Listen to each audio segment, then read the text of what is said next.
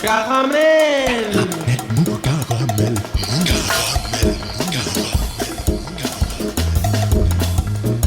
Caramel. Mou. Caramel. Caramel.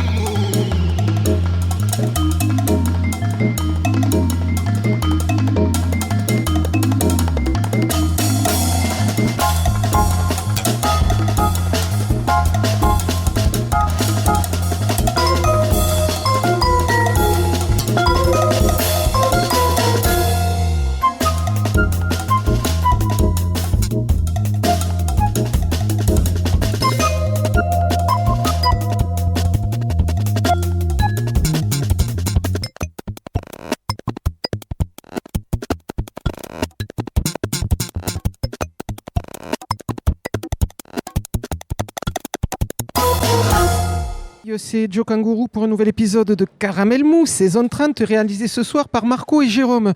Non, vous ne rêvez pas, votre montre n'a pas bugué, nous ne sommes pas passés dans un nouvel espace-temps, il est bien 17h05 et c'est le début de Caramel Mou, une émission hebdomadaire rallongée d'une heure cette semaine pour cause de festives ce week-end à l'espace Job, occasion pour Musical, l'école des musiques vivaces, de fêter 30 ans d'activisme musical. Et c'est donc en direct de Musical que nous allons essayer de fabriquer, il risque d'y avoir quelques petits pépins techniques pendant les 2 heures qui arrivent, ce 849e numéro de Caramel Mou. Boris Georgelin, dans un instant, nous délivrera sa première chronique et sans doute unique chronique de bande dessinée de l'année.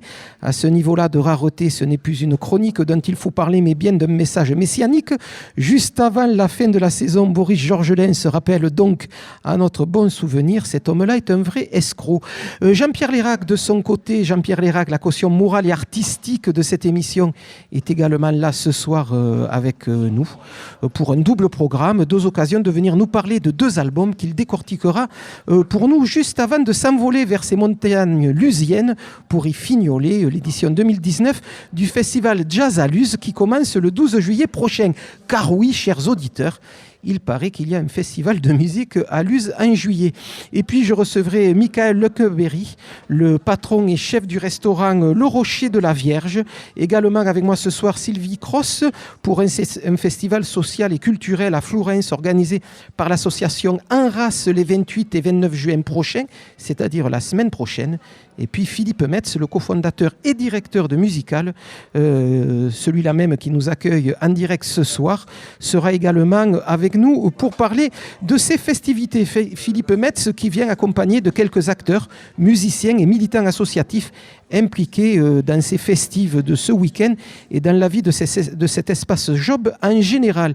Mais on commence, si vous le voulez bien, tout de suite par la nouveauté de la semaine. Une nouveauté à venir puisqu'il s'agit d'un extrait du prochain album de Puccinella, quartet s'inspirant librement du jazz et des musiques populaires pour concevoir une musique plutôt hybride, péchue et jubilatoire. L'album s'appellera Ça. Il sortira le 20 septembre prochain et sera fêté comme il se doit le 26 septembre au Métronome. Donc vous avez quand même le temps de commencer à préparer votre soirée. En attendant cette sortie officielle, écoutons tout de suite Chaleur. C'est pas tellement le mot qui caractérise l'après-midi, mais enfin on va écouter Chaleur, extrait donc de cet album à venir de Puccinella. C'est Caramel Mou et c'est tant mieux.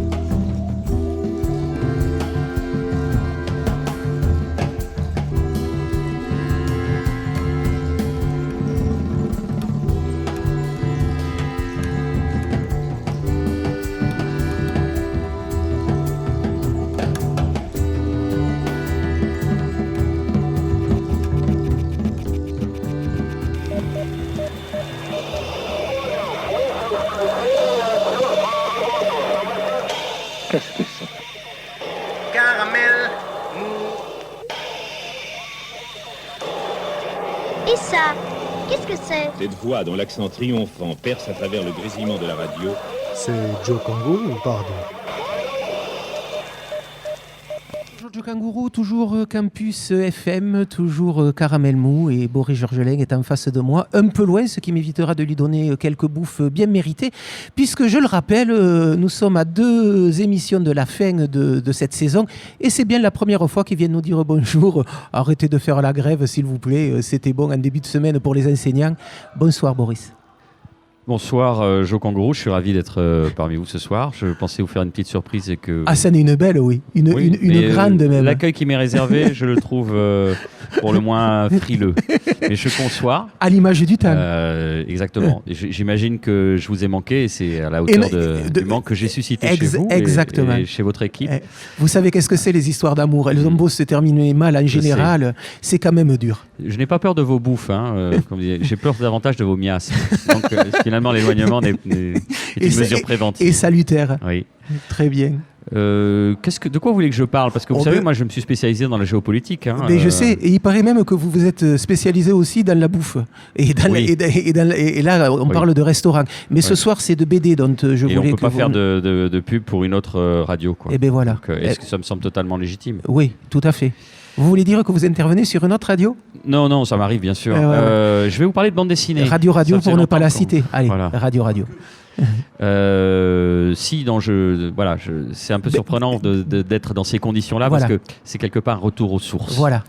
Et de la radio associative et libre. Oui, c'est ça, voilà. C'est ce côté racine. Voilà. Vous parliez de saison 30 tout à l'heure. J'avais une petite larmichette hier en classant négligemment mes fichiers sur mon ordinateur. Je me suis souvenu que j'avais débuté chez vous en 2002. J'étais un jeune chien fou plein d'allant, un vagabond sommel de vent évidemment, un perdant magnifique, envie de croquer dans cette vie à pleines dents, de balancer des grands coups de pied dans les cailloux en disant qu'est-ce que je vais faire de ma life, quoi. Voilà. Et vous avez eu de la lumière. La lumière, c'était vous. C'était vous, Joe Kangourou. Donc c'est pour ça que je suis là. Et j'aime encore ce côté racine, finalement, puisque nos auditeurs et nos auditrices, surtout, ne peuvent pas le voir. Oui, puisque nous n'avons pas de caméra, contrairement... mobile, c'est très audacieux. Je sais qu'on stream en direct. C'est toute cette technique, toute cette révolution informatique. Ce qui n'empêche pas Philippe Metz, qui nous accueille ce soir, de pédaler comme un fou pour avoir un peu d'électricité grâce à sa dynamo. C'est vrai. Il paraît qu'il fait le job, cela dit. Bien, joli.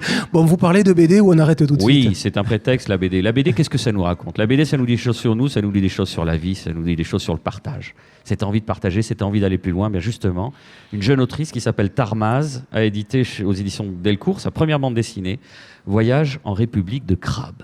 Alors c'est un ovni, ou plutôt un olni, un objet littéraire non identifié. Déjà, je suis surpris, quelqu'un...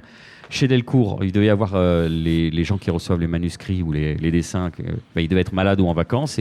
C'était des stagiaires. Un stagiaire audacieux ou une stagiaire audacieuse a pris la main parce que c'est très, très audacieux.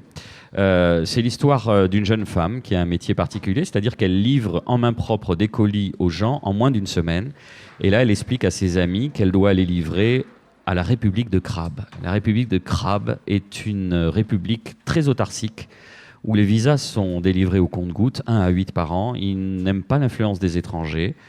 Ils sont reclus, ils sont très contents d'être tout seuls et ils aiment bien que rien ne change. Mais voilà, elle va devoir livrer un colis là-bas. Et ça va être le prétexte à un voyage initiatique.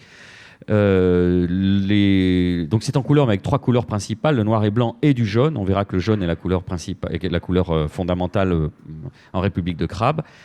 Ça va être la découverte d'un monde totalement nouveau et on est en face d'un carnet de voyage qui s'apparente à un carnet presque d'anthropologie, d'observation des autochtones, avec une république complètement fictive, mais elle va expliquer les visas, les blasons, elle va expliquer les us, les coutumes, elle va expliquer les religions, et tout ça se tient en fait. On a l'impression qu'on découvre un nouveau pays. Alors il a été longtemps à l'abri des fracas du monde, du fait qu'il avait un énorme nuage sur lui, donc personne ne pouvait le découvrir, et qu'il était à 4 heures de bateau, et que donc en plus, on l'a dit, les insulaires étaient assez renfermés sur eux-mêmes, assez sauvages. Le graphisme est indescriptible, donc je ne vais pas le décrire. Vous savez que c'est toujours Difficile. un peu délicat à la radio. Mais c'est une claque parce que tout ce qu'elle décrit, elle décrit les insectes, la faune, la flore, elle décrit la famille classique. Donc les gens qui habitent là-bas s'appellent des escrabes. Ils ont un logre qui est un genre de yak, qui est un genre de vache locale. Et leur spécialité, c'est les oignons d'eau. Donc tous les escrabiens apprennent de leur plus jeune âge à cueillir et à couper et à cuisiner les oignons d'eau. D'ailleurs, il y a aussi des plats traditionnels. Et quelques recettes. Donc, c'est-à-dire qu'on a l'impression de lire, je ne sais pas, comme... Un traité Voilà, comme ethnologique. quand la Terre n'était pas encore cartographiée. Mais ça marche, en fait, il y a une cohérence. Les noms sont cohérents, les noms des poissons, les noms des oiseaux, les noms les habits, les usages, les votes, l'architecture. Et c'est une cohérence imaginaire fantastique. Je ne peux que le recommander, quoi. Allez, rappelez-nous. J'ai failli vous lire une truc, puis je me suis dit non. Ouais, allez. Les gens de campus sont des gens qui vont vite. C'est des gens adeptes du futurisme. C'est vrai. Il faut que ça aille vite, il faut que C'est ça vrai. gronde, il faut que la Mais ouais. machine Hop, c'est parti. turbine. Là, c'est le 21 juin, ils ont ouais. envie de s'encanailler avec les groupes qui vont nous refaire un autre monde ou massacrer Roxane. Non, ils ont envie de ça, les gens de campus, c'est ça. Il faut que ça envoie, quoi. Bon, allez, rappelez-nous le nom de cette Voyage première. en République de Crabe de Tarmaz aux éditions Delcourt. Le deuxième et dernier ouvrage dont je vais vous parler aujourd'hui est un ouvrage exceptionnel à plusieurs titres. Et en 5 minutes, puisqu'il faut faire vite. Alors ça peut être moins. Non, 5 Ça minutes. s'appelle Sabre de Éric Ferrès chez Dargaud, c'est très très bien. C'est À bientôt. super. Au revoir. Allez. Alors, le format est à l'italienne, ça veut dire c'est tout allongé. Paysage, on dirait aujourd'hui, ces connards d'Adobe. Vous retirerez ça. Je fais un geste Oui, un peu... évidemment, oui. Pour le Comme personnel. on traite le petit personnel Ouais, avec c'est les ça. ingénieurs du son et réalisateurs. Et messieurs, C'est vrai que vous êtes passé dans faites un jouer autre votre monde. magie. ouais. Mais Vous exactement, êtes passé dans un autre ouais. monde. Mais d'ailleurs, j'ai laissé le moteur du cabriolet allumé parce Oui. que le réchauffement climatique, ça va 2 minutes. Vous voyez le temps qu'il fait aujourd'hui. Ouais, faut le réchauffer. Allez, Sabre. Il y a des gens qui pensent vraiment ça. Oui, pareil. Là, ouais. on est dans la virtuosité du dessin. Ce dessin est beaucoup plus virtuose que Tarmas, donc Éric Ferrès. On est au Pléistocène et on va suivre l'histoire d'un petit tigre à dents de sabre. Ça pourrait se rapprocher d'une BD japonaise qui a une trentaine d'années qui s'appelait Gon, où c'était un petit tyrannosaure qui vivait des aventures. Là, c'est à peu près la même chose. Enfin, en tout cas, dans le style de dessin, c'est un dessin de virtuose, c'est un dessin d'expert, c'est un dessin fabuleux. Mais le petit gars dont on parle, qui s'appelle Sabre, il est tout mal dessiné. C'est-à-dire que tout est très détaillé avec plein de petits traits. Et lui, c'est juste un aplat dégueulasse, un truc de coin de table. Mais ça marche quand même, parce que ça lui confère une naïveté. Alors, ce petit gars, il va lui arriver des aventures, mais c'est pas une narration totalement classique. On est quand même plutôt dans la contemplation. On découvre avec l'auteur finalement là encore surtout la faune de l'époque, et il va se passer ce qui se passe, c'est-à-dire une période glaciaire, et lui tout petit, tout différent des autres, tout jaune et tout malingre, il va s'en tirer tant bien que mal. Il y a même une irruption avec ce qu'aurait pu être la Terre à une époque, où il y a un passage un peu SF, où on imagine l'arrivée de la vie dans une autre planète, et qui prendrait la forme de ce petit gars qui s'appelle Sabre. Ça pourrait vachement se prendre au sérieux, mais du fait qu'il est crayonné comme s'il y avait eu deux auteurs, un mec qui se prend au sérieux, qui est justement très très précis, un autre gars qui fait ça sur un coin de table, un Johannes Farr décarné ou un Lewis Trondheim bourré, quoi. Donc c'est beau. Avec quand C'est même très beau. un côté plutôt intriguant pour une BD, il n'y a pas de texte.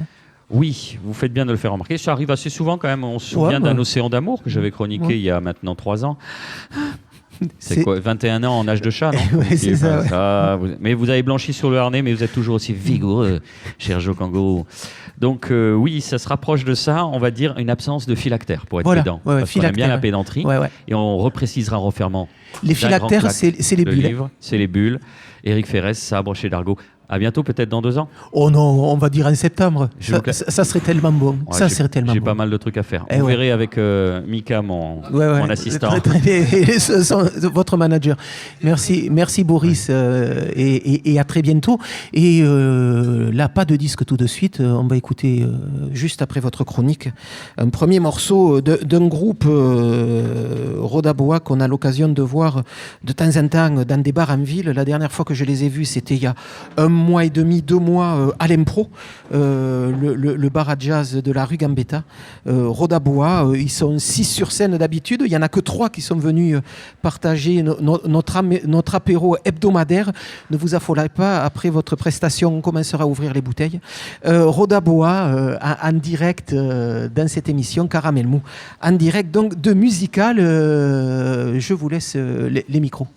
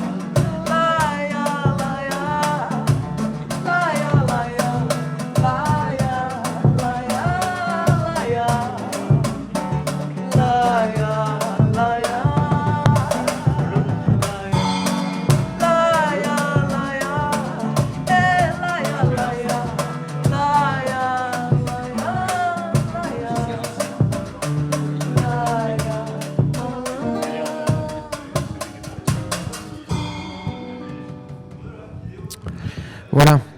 Rodabois, premier morceau live dans cette émission. Mélissandre Maslia, bonsoir. Le temps que le patron de l'endroit, Philippe Metz, revienne autour de la table, deux mots sur ce trio d'habitude sextet, Rodabois, qu'on commence à avoir en ville de temps en temps, musique brésilienne, plutôt d'inspiration samba. C'est Samba avec ça continue avec Duval en percussion, Kaila à la guitare, c'est le corps, la spécificité de la musique brésilienne. Un groupe qui existe depuis combien de temps? À peu près 2 ans. Mais c'est vrai qu'on se connaît depuis plus longtemps, puisque en fait, Anthony et Mathieu avaient une école de samba ici et l'ont toujours. Je pense qu'il y a toujours des activités. Voilà, une école de samba, Samba Academia, qui n'est pas vraiment une concurrence parce qu'on n'entend pas souvent de samba musical, merci. Sinon, je ne serais pas venue. Donc, j'ai commencé avec eux, en fait, et c'est avec eux que j'ai découvert cette musique. Et on s'est rencontrés sur le festival Jazz in Marciac où ils avaient aussi une batucada de bénévoles. Moi, j'étais bénévole là-bas. Et donc, je peux dire que c'est grâce à eux que je suis rentrée dans ça. Avec un groupe qui commence à se produire assez régulièrement en ville, un peu au dehors. Voilà. Et puis, parfois, grâce à Musical, sur des événements... sur des festivals à Toulouse aussi. Récemment, on a fait Ciné Latino. On va rejouer à Ramonville en septembre, dans le cadre du festival de Ramonville. Ouais. Et en quoi Musical a été important, par exemple, par rapport à votre parcours? Par rapport à mon parcours, je suis toujours à Musical, donc, voilà, ça fait partie de mon évolution, de ma recherche personnelle. Je trouve que c'est une très bonne école qui nous donne l'opportunité de goûter un peu à des saveurs complètement différentes en termes de musique, voilà, musique actuelle, mais on a aussi des cours ou des occasions de jouer des musiques qui sont pas forcément, on va dire, conventionnelles, comme avec voilà, des intervenants qui nous permettent de toucher à des musiques plus... l'improvisation libre, voilà, on sait... Si on peut peut-être donner le troisième micro à Philippe Metz pour qu'il puisse justement répondre un peu à l'esthétique un peu délivrée par cette école. Mais Mélissandre, juste avant, c'est vrai que Toulouse a ce trio magique en termes de centre de formation. Il y a le conservatoire, il y a le SIAM, donc la partie universitaire de la musique. Il y a Musical, il y a vraiment sur Toulouse une osmose et un travail de synergie entre ces trois lieux de formation. Après, on posera la même question à Philippe. Avec la fac, oui. Moi, je peux parler de la partie élève. C'est vrai que on se connaît, on se connaît tous. Voilà, moi, je connais les musiciens de la formation justement au Mirail, c'est ça, on parle. Oui, c'est ça. Cette formation. On se rencontre, mais on pourrait peut-être même continuer à essayer de trouver des occasions de se rencontrer à l'école, etc. Peut-être que tu peux en parler. Philippe pas tout parce que je suis pas là depuis. Philippe Metz, 30 ans. Il y a une magnifique occasion quand même, c'est les jam sessions de Tonton qui font se rejoindre un peu des musiciens venus de tout. Après, d'autres liens qu'on a, c'est qu'on a des profs en commun. Ça aussi, c'est toujours assez agréable. Et voilà, et puis les gens se font leur circulation. On en a qui font la licence jazz et puis qui ensuite atterrissent à Musical. Il y a l'inverse, il y en a qui vont pas du tout, il y en a qui... Enfin voilà, donc, et puis après il y a aussi le côté enseignement supérieur qu'on a, ce lien qu'on a avec l'ISDAT, donc qui est la nouvelle appellation des Beaux-Arts, qui sont un mélange de spectacle vivant, musique et danse et art plastique. Donc ça va créer, surtout avec le nouveau directeur aussi, de merveilleuses, j'espère, synergies entre les différentes esthétiques et disciplines artistiques. Et donc ça aussi, ça fait que ça se croise encore plus entre ces divers lieux. Enfin, et voilà. Et après aussi, quand on a des masterclass, des choses un peu exceptionnelles, on essaye de les ouvrir évidemment le plus largement possible, y compris aux étudiants, musiciens qui viennent de ces endroits, quoi. C'est vrai que je le disais en introduction de cette émission musicale, fête ses 30 ans. On a fêté nos 30 ans il y a 2-3 ans. Oui, enfin, voilà. Vous allez quand même pas inventer tout. J'étais dans le déménagement des locaux en 87, donc avant 87, il n'y avait rien. Hein, je vous ferai voir des photos et je vous rappellerai un peu l'histoire que nous... en 19, mon cher Kangourou, même si on fait des sauts de kangourou dans l'histoire. Que nous avons en commun. Donc c'est vrai que cette relation s'est construite un peu au fur et à mesure. C'est vrai que lorsque vous êtes apparu quand même soutenu par un organisme qui avait rien à faire là, la mission locale, des gens comme Bernard Delavie, Bernard Delavie, Dominique Sanchez. Enfin, je veux dire, c'était des gens qui travaillaient sur la mission locale balbutiante du côté du Mirail et qui a soutenu le projet de Musical. C'était l'époque où on avait, cette lubie. Alors Tapi qui faisait ses émissions sur les créations d'entreprises, tout ça, mais on avait découvert que effectivement la culture aussi était, il y avait de l'entreprise possible, quoi. Et donc il y avait une ligne de financement là-dessus justement. Et qu'avec Bernard, on avait découvert à la région sur la création d'entreprises, sur la création d'activités économiques, y compris venant de la culture, quoi. Voilà. Et donc voilà. Et donc c'est comme ça qu'effectivement, ils m'ont fait confiance de cette histoire un peu, comment dire, qui était une utopie, quoi. Et ce qui est rigolo aussi, c'est que enfin rigolo, j'en sais rien, c'est rigolo. C'est qu'en fait, je suis allé faire un stage de création d'entreprise à l'école de commerce, justement. J'ai eu un prix de la ville de Toulouse. Mais qui ne m'a servi à rien. J'ai pas eu d'argent. Sinon, à me faire fâcher avec d'autres idylles. Voilà, tu sais, particulièrement le conseil départemental général à l'époque, qui faisait le jazz sur 131, qui démarrait le Big Band 31. Et donc, c'est quoi cette espèce de mec là qui débarque là-dedans, dans le jazz, qui a un prix de la ville de Toulouse, tu vois. Enfin, j'étais une espèce de comète. Ouais. Qui mangeait à tous les râteliers. En plus, on a créé un big band, comme tu le sais, qui a raflé le prix. Tiens, ça va nous rapprocher de nos amis de la bonne bouffe. On a eu le prix Canterbro. Et donc, comme on avait quelques gros... tu sais, les cuivres, ils sont souvent un peu massifs, chers, quoi, on va dire. Donc les mauvaises langues nous disaient vous avez gagné votre poids en bière. Ouais. Ce qui n'était pas tout à fait loin de la vérité. On va peut-être passer à la suite et on retrouvera Philippe Metz un peu à d'autres moments dans l'émission. Ça sera notre fil rouge. Jean-Pierre Lérac. C'est peut-être à vous, puisqu'on commence à parler. Et puis c'est vrai que là, on va casser un peu le ronron habituel de chronique, morceau chronique. Il y a beaucoup d'invités. On va passer finalement un peu de musique pour un jour de fête de la musique. Par contre, vous allez intervenir 2 fois, Jean-Pierre, pour nous parler d'album. C'est la première fois que j'intermine 2 fois. Ouais, ça sera peut-être la dernière. Profitez-en. D'accord. En plus, je vais un petit peu prendre tout le monde à contre-pied puisque je vais parler de jazz. Ouais. Ce qui est effectivement pas votre habitude. Au risque de perdre un petit peu de crédibilité auprès de mes proches. Enfin voilà, je prends le risque. Puis j'ai envie de parler de jazz de temps en temps. Et là, j'ai envie de parler d'un projet qui est tombé ces derniers temps, un projet un disque qui est arrivé comme ça, avec des musiciens qu'on connaît un peu, parce que c'est à l'initiative de Julien Touéry. Voilà, la moitié de ce quartet est toulousain, on va le dire tout de suite. Oui, enfin, non, on dira non. Même en étant chauvin, on ne peut pas dire ça. Mais en fait, voilà, il y a quand même un petit peu l'accent toulousain. Il y a juste un Toulousain dedans. Voilà. Julien Touéry n'est plus un musicien toulousain. Et il faut croire qu'il s'est expatrié à Poitiers. Et il faut croire que ça y a bien réussi parce que je ne sais pas si c'est l'air de Poitiers. En tout cas, depuis, il ne cesse de nous étonner. Julien Touéry était le pianiste d'Émile Parisien. Et il le reste toujours, même si le quartet n'a plus trop d'actualité encore. Mais en fait, voilà, donc ce garçon, nous l'avons découvert dans différentes formations, notamment avec Sylvain Cassab, Fabien Duscombe. Nous l'avons récemment vu avec Yohann Loustalo sur un hommage à Don Cherry. Et il nous sort un album, justement, en collaboration avec Yohann Loustalo, le trompettiste. Ça s'appelle Zlo. Et c'est vraiment un album très très étonnant. Alors c'est un album, comment dire, c'est un album qui est tout en douceur, c'est pratiquement que des ballades. Ça s'écoute un peu comme un disque de Chet Baker. C'est vraiment tout à déguster. Et moi j'ai vraiment aimé parce que d'abord il y a des super compositions. Et puis il y a vraiment ce trompettiste Yohann Loustalo qui nous étonne par un son extraordinaire à la trompette, un phrasé magnifique. Et aussi souvent au bugle. Qui a aussi un son absolument extraordinaire. Voilà, c'est assez étonnant de sortir un disque comme ça, c'est un peu à contre-courant des modes, je dirais. Vraiment à rebours de l'absurdité de l'époque, une époque qui privilégie la rapidité de connexion, de communication. C'est un hommage à la lenteur.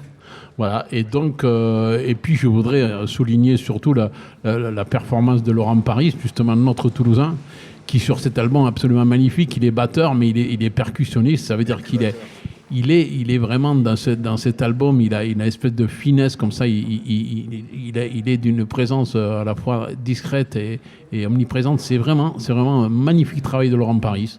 Et voilà, ce garçon encore, lui aussi, nous étonne toujours. Ouais. Voilà, donc peut-être on peut en écouter un morceau. Je ne sais pas ce qu'on a choisi comme morceau. On a choisi Amalour Gaïchoa.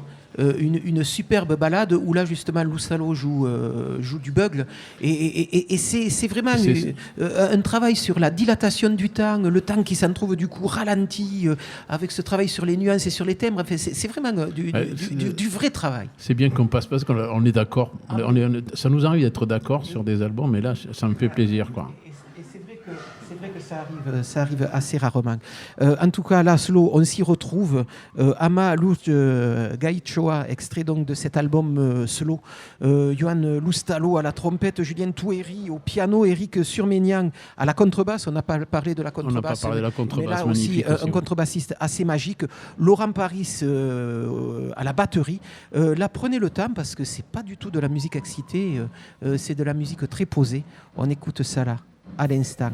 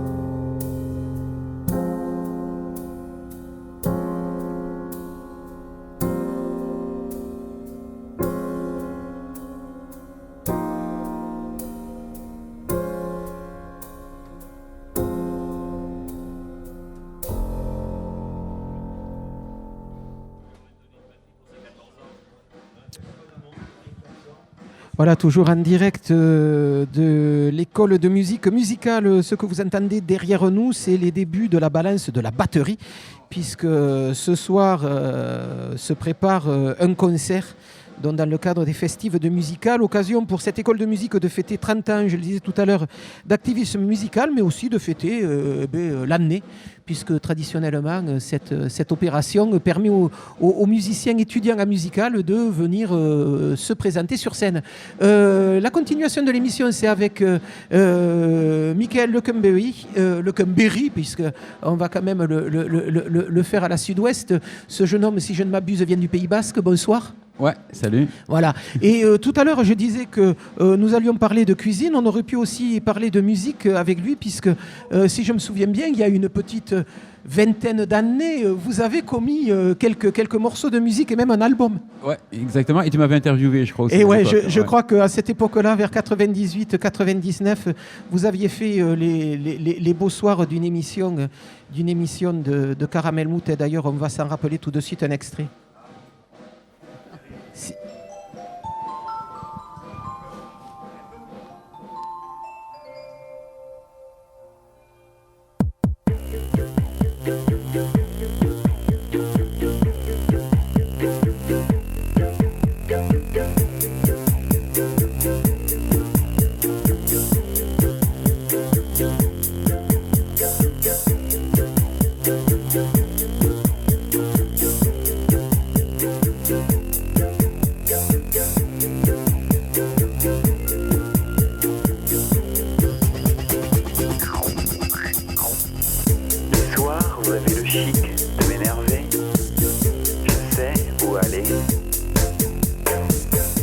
Donc à cette époque-là, vous vous appeliez Thomas. Ouais. Le morceau s'appelait Mademoiselle est anglaise. Il faisait partie d'un album. Non, celui-là non. Ah si. Je peux même vous le faire voir. Non, il a été rajouté sur Spotify après. Ah d'accord, ok. Très bien. Et donc avec cette espèce de parler chanté qui était un peu en vogue à ce moment-là, je me souviens d'un chanteur toulousain aussi, Abdel, qui faisait ça, Abel, qui faisait ça à peu près à la même époque où vous avez sorti cet album. Il y avait Sirkinski aussi. Aussi, ouais. C'est vrai. Ouais, tout à fait. Et comment on passe de ce milieu musical où vous avez quand même sévi pendant un petit moment à la cuisine? Du jour au lendemain. Du jour au lendemain. Ouais. Avec sans formation, je me suis toujours posé la question vous concernant. Non, il y avait musique, musique, je fais tout un peu mal et puis à la fin ça donne un truc un peu sympa. Voilà. Un autodidacte. Donc la cuisine, ça a commencé comment Dans le jupon de la grand-mère. Ouais. Et après pour les copains, pour soi. Et voilà. Et puis du jour au lendemain, je suis allé voir un copain qui avait un bar rue du Thor, là, Marco, à l'Esquile. Je lui ai dit de me laisser les cuisines et il m'a laissé les cuisines et voilà. Ah ouais. Et donc du jour au lendemain, vraiment. Hein. Vraiment. Ouais. Et du coup, sans formation, sans rien. La formation, elle arrive après. Ouais, sur le tard. Tous les jours. On apprend tous les jours. Ouais. Et donc, il y a 3-4 ans, vous avez monté ce restaurant, le Rocher de la Vierge, qui était face au lycée Ozen, rue Merly. Voilà, rue Merly, jusqu'à l'année dernière, et qui se retrouve du côté de la rue Gabriel-Péry cette année. Ouais, sur une petite place avec une petite terrasse, c'est ce que je voulais. 2 ans, c'est plus un bistrot rue Merly, parce qu'il y avait un grand comptoir. Le lieu était plus sympa. Maintenant, ça fait plus resto, mais il y a la terrasse et tout. Donc, pour les gens, pour nous, c'est plus cool. Avec cette idée de départ qui était quoi? Qui était bistronomie, revisite des recettes traditionnelles, mais avec une invention de cuisine qui est assez marquée? Pas de concept au départ, c'est-à-dire cuisine du marché, pas de frigidaire. Au marché tous les matins à 7h30, on achète ce qu'on voit, ce qu'on a envie de manger, ce qu'on a envie de partager, et voilà quoi. Après le faire à sa propre sauce. Quoi.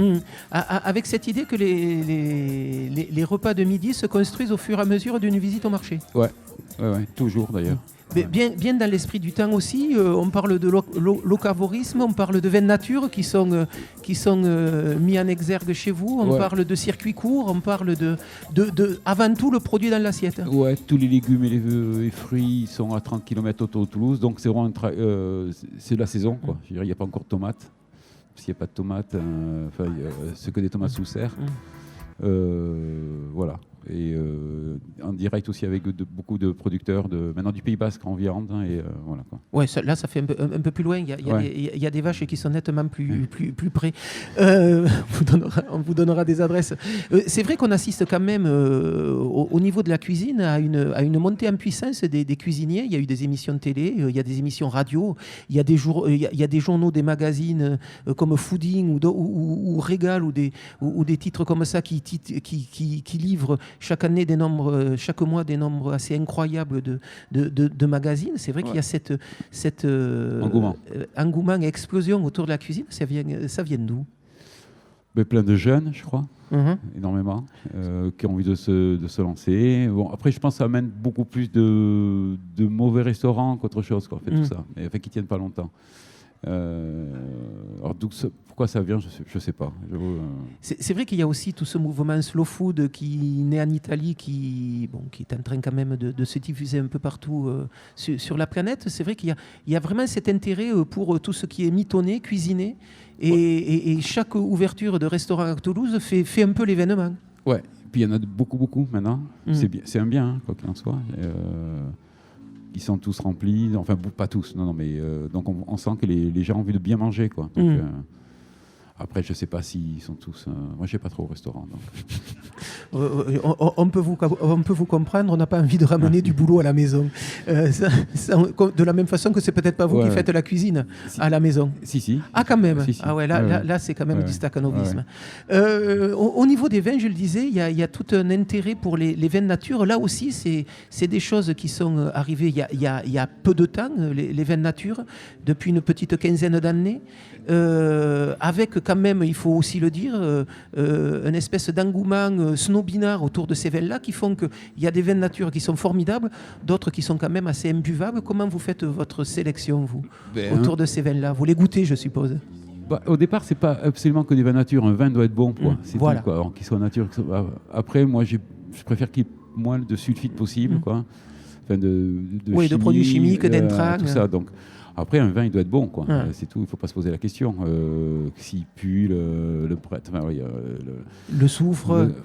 Oui, puis même pour les vins nature, il y a des vins, enfin, c'est aussi le nez, quoi. C'est même à 80%, c'est le nez. On aime bien sentir un vin, donc il faut quand même qu'il y ait un joli parfum, quoi. Donc, Quand on vient manger chez vous, on se dit que la cuisine, elle est aussi construite en fonction des vins qui sont à la carte au moment où on vient manger. Ouais, il n'y a pas de carte de vin déjà, donc il y a un sommelier. Voilà. Je préfère qu'il y ait une personne qui explique le vin, qui a envie de proposer des vins de vignerons. Enfin, c'est le vigneron qui est le plus important dans le vin, quoi. C'est-à-dire si on a envie comme un producteur de viande ou de tomates, ce sont ces personnes qui sont les plus importantes. C'est ce qu'ils veulent transmettre, quoi. C'est eux qui font le boulot. Donc le sommelier va parler du vigneron avant tout, quoi. Donc, alors qu'une carte de vin, ça ne parle pas. On va choisir un vin qu'on connaît, mais on n'est pas curieux. Donc voilà, je préfère l'option. Il y a plein de gens qui râlent parce qu'il n'y a pas de carte de vin, mais il n'y a pas de carte de vin, quoi. C'est tout, quoi. Et quand je dis que vous faites aussi la cuisine en fonction des bouteilles qui sont, au moment où vous faites la cuisine,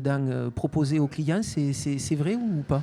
Non, c'est plutôt le contraire. C'est-à-dire qu'en fonction des saisons, là, on a pas mal de vins nouveaux qui viennent d'arriver parce qu'il y a des légumes qui arrivent, il y a plein de nouveaux produits, de nouvelles saveurs. Donc c'est plutôt le contraire. C'est le vin qui se met plutôt sur la nourriture que je vais faire. La cuisine estivale du Rocher de la Vierge, ça va être quoi? Deux, trois idées? Là, une idée, aubergine confite avec de la brousse et une petite grémolata que mon voisin adore. Par exemple, c'est de l'ail, du zeste de citron, de l'orange et de l'ail qu'on met un peu sur la brousse. Et beaucoup de persil. Et de l'huile d'olive. Ouais, voilà. Ça, c'est frais. On attend. Il y a eu les asperges qui ont fini, là. Donc, les asperges, quand elles arrivent, on est content. Ça veut dire que c'est le printemps. Ouais. Et quand elles finissent, on est content parce que c'est le début de l'été. Voilà, exactement. Donc, vivement les tomates maintenant, quoi. Très bien. Voilà. Vous êtes ouvert tout cet été ou vous prenez les vacances? Tout l'été, ouais. Ouais. Et la suite, comment vous voyez évoluer un peu la... Je vais mettre au son en hauteur, là, maintenant. C'est bien. Chanteur, cuisinier, athlète, c'est une bonne carrière.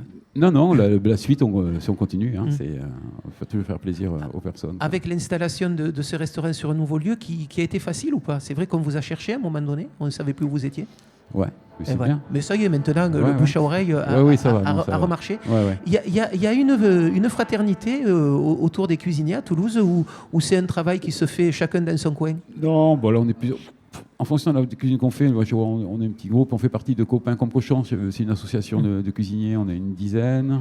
Ouais, on est des potes, ouais, pas mal. Ouais. Très bien. Bon, écoutez, on viendra remanger chez vous assez régulièrement. On a prévu aussi de faire une émission avec vous un peu plus tard dans l'année où là, vous viendrez nous parler aussi de cuisine et de musique, puisque ça peut être aussi un sujet d'inspiration assez majeur dans la façon dont vous pouvez concevoir. Oui, il y a de la musique toujours. Toujours. Simplement, rappelez l'adresse parce que la place, je ne me souviens plus du nom. 4 places dans l'Ou. Voilà, donc la petite place qui est au milieu de la rue Gabriel Péry, le Rocher de la Vierge, largement recommandé par la maison. Merci beaucoup, merci à toi. Mickaël, d'être venu nous en parler. Et je vous libère puisque vous avez le service de 19h qui va bientôt commencer. Ouais, merci, à bientôt. Beaucoup, ouais.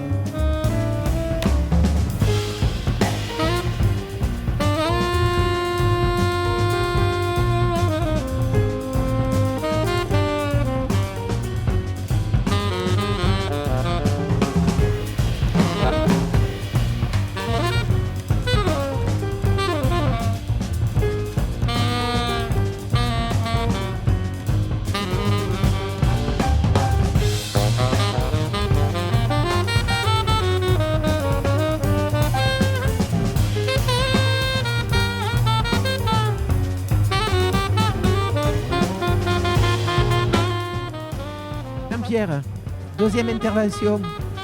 Vous avez tenu aussi à parler de cet album-là. Ouais, parce que j'ai trouvé que c'était une bonne surprise pour moi. Voilà. Colin, lorsqu'il a été Alors on va dire tout de suite. Ça s'appelle de Niloc. Voilà. Niloc Quartet, Niloc Quartet. c'est le groupe de Colin Genre. Et lorsque Colin est sorti du studio d'enregistrement, il était absolument ravi de ce travail. C'est vrai que c'est le quartet de Niloc renforcé de Daniel Zimmerman quand même. Au trombone. Au trombone, ce qui n'est pas rien, qui est vraiment des tout meilleurs trombonistes en France. Voilà, le lien avec la chronique précédente, elle est trouvée aussi, puisque actuellement, le pianiste qui joue avec eux, c'est aussi Julien Touéry. C'est vrai que sur le disque, c'est Xavier Ganche, mais Xavier Ganche est allé en Argentine. Des aventures tangoesques à Buenos Aires. Et donc c'est vrai qu'un remplaçant par Julien Touéry, là ils se sont pas trompés. C'est vrai que c'est un remplaçant de luxe. C'est un peu comme le Stade Toulousain, c'est souvent le banc qui fait gagner. Mais vous avez aimé la finale de samedi, je suis sûr. Pas trop. Donc voilà, donc c'est vrai que moi je trouve qu'il y a vraiment un très beau travail, et c'est vrai, et des très beaux solistes, Julien Touéry, Zimmerman, il y a toujours Fabien Duscons, voilà. C'est du bon jazz, et moi j'étais un peu déçu lorsque j'ai vu au Taquin récemment, c'est que le public n'était pas trop là, quoi. Ouais. Donc les Toulousains, encore une fois, il ne faut pas qu'aller voir les stars américaines. Si vous aimez le jazz, allez voir aussi ce genre de formation, et puis vous serez ravis, quoi. Et puis effectivement, on sera ravis. Et Yvan Picot, quand même, vous l'avez oublié, au sax. Voilà. C'est le quatrième il m'excusera. Voilà, le quatrième de ce j'avais quartet assez magique. De soutenir ce genre de projet. C'est un très beau quartet. Voilà. Donc allez écouter le disque et puis allez voir sur scène. Ouais. Philippe Metz, ça aussi, c'est des gens dans ce Niloc Quartet que vous avez pu voir progresser ou voir enseigner. Je pense à Fabien Duscons, je pense à Julien Touéry, qui a fréquenté aussi Musical. C'est vrai que... Effectivement, c'est deux musiciens qui, mais tout au début il y a déjà quelques années, quoi, on s'en doute, puisque vu la carrière qu'ils ont faite depuis, donc qui avait été dans les premières années de ce qu'on appelait le cycle pro à l'époque. Cycle pro, vous allez nous rappeler vite fait, avant que l'on discute avec nos prochains invités, ce que c'est. C'est quand même une des marques de fabrique de l'école de musique. Donc c'est pas une fabrique de vélo, le cycle pro, c'était effectivement, on voulait mélanger le vin commence à faire son effet. On voulait mélanger justement les générations bien sûr, mais aussi les pratiques, quoi. C'est-à-dire que de la pratique amateur à la formation professionnelle en passant par la formation continue, tout ça. Donc très très vite, effectivement, dès qu'on a ouvert, 4-5 ans après qu'on ait ouvert, on a créé ce fameux cycle professionnel qui faisait 6 mois, qui après on a fait un peu plus, et puis petit à petit c'est devenu une formation de 3 ans. Et aussi, entre-temps, donc la musique s'enseigne-t-elle, le jazz s'enseigne-t-il, le rock'n'roll, est-ce que ça reste pas dans la rue? Enfin bon, il y avait toutes ces questions à l'époque. Et dans le cadre d'une fédération nationale qui s'appelait la FNEJMA, on a créé un diplôme. Et donc là aussi, quoi, il y a même moyen de faire un diplôme, vous êtes complètement taré. Enfin, même moi, j'étais dans la fédération, mais j'étais contre ce truc-là, quoi. Tu vois, c'est quoi ce bordel? Et on a bien fait parce que il se trouve que effectivement pour plein de gens, c'est aussi souvent qui sont des autodidactes, qui sont des gens qui font plein de choses. Et puis d'avoir un diplôme, déjà, il y en a peu qui en ont. Et enfin, à l'époque, en tout cas. Et puis voilà, et c'est devenu quelque chose de très précis, et puis les papas et les mamans aussi sont contents parce que leur fiston ou leur fille, ils vont passer un diplôme, quoi. Donc tu vois, voilà. Philippe Metz, parlez-nous de la personne qui est en face de vous, Sofiane Belaïd, qui fait partie de Tiwiza, groupe programmé ce soir sur la scène des festives de Musical. Ouais. Absolument.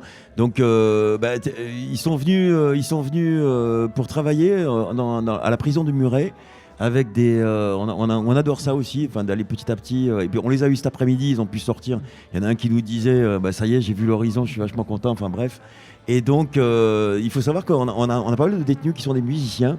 Et donc à cet endroit, on est en lien avec eux et on s'est dit, tiens, comme ils sont pas mal à faire du blues, du reggae, des choses, on cherchait un peu un groupe là autour.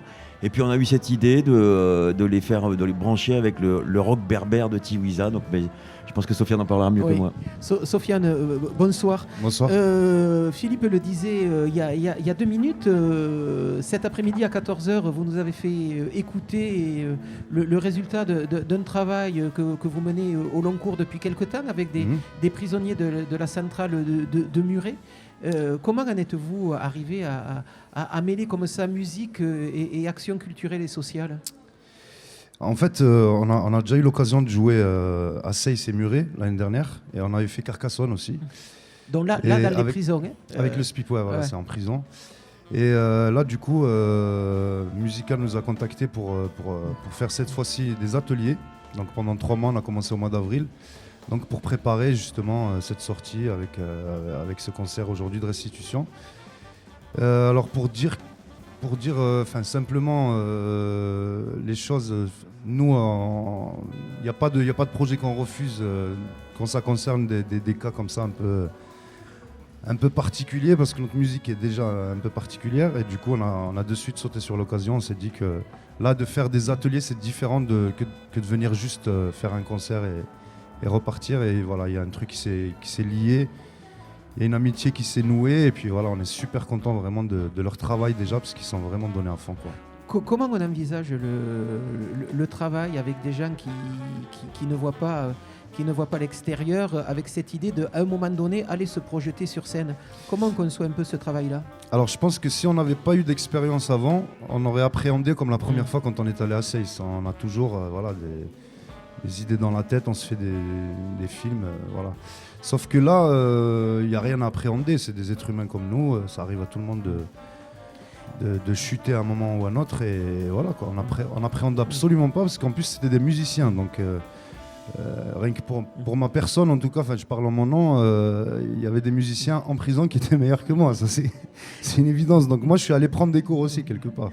Quand je disais comment on appréhende, comment on conçoit le travail avec... Donc vous venez de dire qu'il y avait quand même pas mal de musiciens, c'est vrai que je pouvais penser aussi qu'il y avait des gens à qui vous avez aussi commencé à travailler la musique avec eux, mais apparemment ce n'était pas le cas. Non. Comment on conçoit un peu le travail? Est-ce qu'il y avait déjà une idée un peu nette de ce que vous vouliez faire avec eux, ou est-ce que ça s'est construit au fur et à mesure de la rencontre? Alors on n'est pas arrivé en vacances comme ça en prison et puis découvrir les ateliers là-bas. Nous on avait un énorme avantage, c'est qu'on avait une culture un peu différente. On sentait que là-bas il n'y avait personne qui avait entendu parler de musique berbère ou quoi. Donc on avait cet avantage-là, on a tout axé là-dessus. Et le premier atelier, c'était vraiment, on n'a même pas fait de musique, on a juste parlé de qu'est-ce que c'est les berbères, qu'est-ce que c'est notre musique, les instruments. On a fait un peu la découverte du truc, et du coup ça a accroché. Et après, bien sûr, on a prévu, on a organisé les répètes pour faire au mieux, parce qu'on n'avait pas non plus des milliards de séances pour faire quelque chose de bien. Du coup, on s'est organisé, les mecs bossaient nous on venait les lundis, et eux, du lundi au lundi d'après, ils bossaient là-bas en fait nos morceaux. Donc c'est ça qui fait vraiment plaisir. Et on voyait l'évolution et l'intérêt qu'ils avaient à jouer avec nous et notre musique. Donc du coup, voilà comment on a organisé les choses. Ça a été quoi? C'était des compositions originales on a fait essentiellement du Tiwiza en fait. On n'est pas parti dans des... on avait 8 séances, il y avait plein de jours fériés malheureusement cette année, les lundis. Et du coup, pour aller au plus vite et pour pas être frustré de pas trop jouer, ou voilà, parce que c'est quand même... la musique qu'on fait, elle a quand même, déjà pour comprendre les rythmiques et tout ça, c'est pas des musiques communes, quoi. Et puis il y a quand même pas mal de mise en place parce qu'on adore ça. Donc du coup, il a fallu aller au plus concret, quoi, pour pas être frustré. Du coup, voilà. Et on va dire tout de suite, c'est pas des musiques binaires. Alors on a pris tout ce qu'on avait de plus binaire, c'est-à-dire 3 morceaux. Parce que le reste allait nous prendre énormément de temps, je pense. Hein. Mais après, non. C'est quand même compliqué, mais franchement, ils ont fait un travail merveilleux, quoi. Ils nous ont respectés. Pour moi, c'est ça, ils nous ont respectés. Parce que vraiment, ils bossaient, comme je vous dis, du lundi au lundi, ils se mettaient une pression pour que ça tourne. Et voilà, ils ont adoré ce qu'on a fait. Et nous, on a adoré le faire avec eux, quoi. Voilà, tout simplement. Qu'est-ce que vous retirez de cette expérience-là? Et puis, vous le disiez tout à l'heure, c'est pas la première fois que vous allez jouer en prison, sauf que là, c'est sans doute la première fois que vous travaillez comme ça. Exactement. Longtemps avec des prisonniers. Là, je peux peut-être laisser la parole à d'autres sensations, parce que je pense qu'on pensait à peu près tous la même chose. Ça a été vraiment un truc extraordinaire, quoi. Mais je laisse la parole à Laurent, peut-être. Laurent, donc, il fait partie du même groupe Tiwiza. Bonsoir. Ouais, bonsoir. C'est vrai que Sofiane a quand même bien décrit la situation et comment on a vécu ces moments-là. Mais peut-être si moi je rentre plus dans ce que j'ai ressenti moi, en fait, c'est les regards. En fait, il y a une intensité directe avec les détenus qui est vraiment, vraiment inouïe. Et du coup, ce moment-là qui est très rapide, parce qu'entre l'arrivée dans l'atelier Et la sortie, le temps d'installer le matériel, ça dure 1h30. Donc, ils ne sont pas tous musiciens confirmés. Et c'est vraiment très axé aussi sur la musique quand il faut y aller, quoi. Et donc, du coup, on n'a pas vraiment l'occasion de parler, en fait, avec eux. Donc, tout passe par les regards. Donc, en fait, il y a une intensité sur les regards et on sent qu'en fait, on se dit des choses, quoi, très clairement et je trouve ça... j'ai trouvé ça vraiment très intéressant comme expérience parce qu'on se rend compte qu'en fait, que dans la vie, on fait moins attention au regard. Et quand on est dans des environnements comme ça, fermé, en fait, ça prend une importance incroyable. C'est vrai que drôle d'expérience d'aller voir des gens en tôle pour les faire jouer, pour leur faire pratiquer une culture, une musique, en se disant que la cerise sur le gâteau pour eux, ça va être une sortie. Vous le disiez tout à l'heure, j'ai enfin vu l'horizon, je suis content pour ma journée, mais en sachant aussi que depuis le concert de 14h, ils sont rentrés là. Et ouais, c'est ça. On s'attendait à ce que les au revoir soient un peu tristouilles. Et effectivement, c'est ce qui s'est passé. Et on sent que pour eux, ça a été très important ce moment-là. Ils ont vraiment, comme il a dit Sofiane, honoré notre musique parce qu'ils l'ont apprise. On l'a joué avec eux sur scène. On a passé un super moment. Et c'est vrai que les au revoir, ils n'ont pas la même signification pour tout le monde. Donc effectivement, la chance, c'est qu'il y en a deux, un guitariste, je crois, et le batteur qui vont sortir là bientôt. Donc effectivement, il y en a un qui est sorti la semaine dernière, et il y en a un qui sort la semaine prochaine. Il y en avait quand même quelques-uns dans l'atelier qui sortaient dans l'année. Et il y en a eu d'autres en fait qui n'ont pas eu la chance de sortir. Leur dossier a été refusé pour des petits soucis, des petits pépins internes à la prison. Internes à la prison. Ce que Philippe Metz ne vous a pas dit, c'est que c'était des gens, il espérait qu'ils allaient en plus venir s'inscrire à Musical pour l'année prochaine. Non, mais si tu permets, je donnerai pas le nom. Un jour, tu sais, des fois, en se rasant le matin, il nous arrive des histoires terribles. Et ce matin-là, je savais que si j'étais bon dans la journée, dans le contact que j'allais avoir avec une assistance sociale, j'arriverais à faire sortir un musicien connu de la scène toulousaine, qui est même chez nous d'ailleurs. Et donc si je me démerdais bien, j'arrivais à le faire sortir. Si je me démerdais pas bien, si l'entretien se passait mal avec cette assistance sociale, il sortirait pas, quoi. Donc on a réussi à le faire sortir, parce qu'il y avait eu ce fameux stage dont je parlais tout à l'heure. Et voilà, et donc du coup, il a limité ses années de peine. Et enfin bref. Très bien. Ce soir, Sofiane Belaïd, vous jouez avec Tiwiza sur cette scène-là. Deux, trois mots sur votre musique. On disait rock berbère. Je disais à Philippe Metz, hors micro tout à l'heure, qu'il n'y a pas très longtemps, j'ai vu un groupe qui s'appelait Alcazar. Alcazar, un groupe parisien qui fait un peu dans cette musique-là, donc mélangeant rock, mais aussi musique nawa, musique berbère, texte en arabe. Vous êtes sur ce style d'esthétique? Alors, je connais pas le Alcazar, malheureusement. Nous, en fait, on dit rock berbère parce que c'est... Déjà, on nous l'a attribué parce que nous-mêmes, on ne saurait pas définir. C'est vrai qu'il y a du celte, il y a du rock, on n'a pas de limite spécialement. On n'a pas de frein, en fait. On va là où on va. Après, oui, effectivement, l'énergie est rock, en fait. Voilà, c'est ça le truc. C'est que l'énergie est rock et berbère parce qu'il y en a un dans le groupe, et c'est moi. Et voilà, c'est une musique assez engagée. Voilà, les textes traitent du combat des Berbères en fait pour leur survie tout simplement. Et la musique, elle est partagée avec les musiciens. Donc chacun a son histoire musicale à ramener dans Tiwiza. Mais le mieux, je crois que c'est de découvrir venir écouter. En fait. Ouais, donc, on ne saurait pas trop le. Vous êtes ce soir programmé à quelle heure? Alors normalement à 22h, voilà. Si mes souvenirs sont bons. Donc, on va dire 22h, 22h30 parce qu'il y a toujours un peu de retard dans ce style de manifestation. Des concerts à prévoir après sur Toulouse et autour? Alors cette année, on revient un peu à Toulouse, on se calme un peu parce qu'on est en train de préparer l'album, donc ça tombe très bien. Et là, ça fait 2 ans qu'on ne joue plus trop à Toulouse parce que voilà, on essaie de s'exporter. Mais cette année, on a la chance de faire quelques scènes à Toulouse, donc n'hésitez pas à aller voir le Facebook si ça vous intéresse. Il y a toutes les dates. Et en disant tout de suite 2-3 dates là là, le 29 juin, on joue pour Tout Couleur, pour les enfants, du coup, À 13h, ça va être donc sympa association aussi. Dell'Arte. Voilà, tout à fait. On les embrasse très fort. C'est des amours. Et après, mois de juillet, on part au Portugal, mais on travaille beaucoup en studio. Et ça repartira mi-août, en fait. Mi-août jusqu'à septembre. Et là, il y a des dates à Toulouse, mais je ne les ai pas en tête. Je suis désolé. Avec un album qui sort 21 septembre. Et ça se passe où? Le 21 septembre, c'est Tout Couleur aussi. Ah oui, Ouais, la suite, plus, puisque en fait. c'est vrai que Tout Couleur, c'est maintenant un festival qui est un peu découpé sur 3-4 manifestations dans l'année. Exactement. Donc celle du 29, en fait, c'est une escale, ils appellent ça comme ça. Et ensuite, le 21, ils fêtent leurs 20 ans, en fait.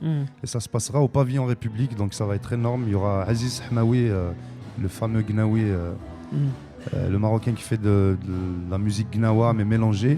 Et on fait, en gros, sa première partie, quoi. Très donc bien. Ça Donc, sera... Avec un album qui est programmé pour... octobre. Pour octobre. Mais ça... on va tout faire pour qu'il sorte en octobre. On fait le maximum, c'est vrai. En tout cas, on en reparlera à ce moment-là en vous réinvitant pour passer un peu plus de temps avec vous. Merci en tout cas, Sofiane Belaïd, d'être venu nous parler de cette opération donc, que vous avez menée pendant 3 mois avec des prisonniers de la centrale de Muret. Et vers 14h, on a pu écouter le résultat de ce travail au long cours. Merci beaucoup. Merci à vous. Et c'est vrai qu'on parlait là de comment...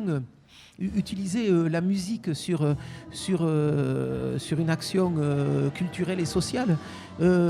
Juste à côté de moi, Sylvie Cross, bonsoir. Bonsoir. Et merci d'avoir attendu jusqu'à cette heure un peu tardive. Ça fait 1h15 que vous êtes avec nous et c'est vrai qu'il commence à faire un peu frais de ce côté-ci de musical. Ça va.